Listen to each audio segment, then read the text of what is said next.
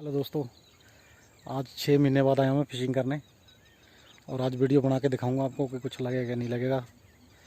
ये देखिए कांटे गिर दिए मैंने ये, और हल्का हल्की चाल हो रही है इस पर। वीडियो देखते रहे पूरा।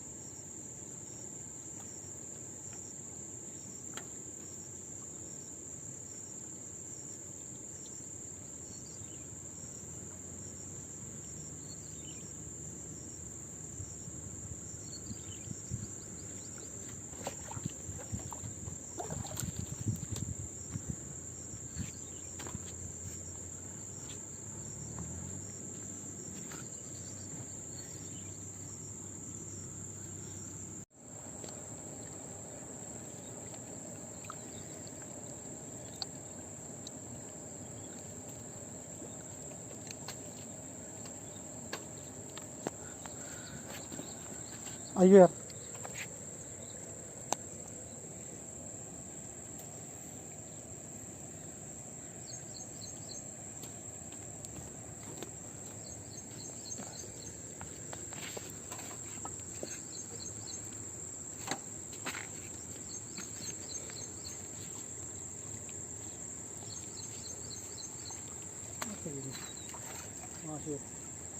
बच्चा बस लाल बटन।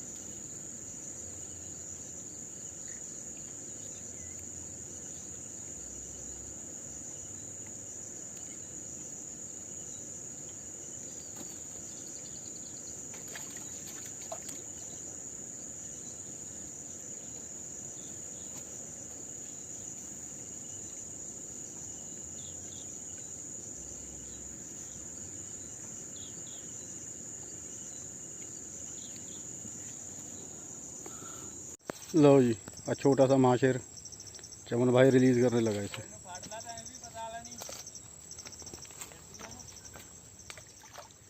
जा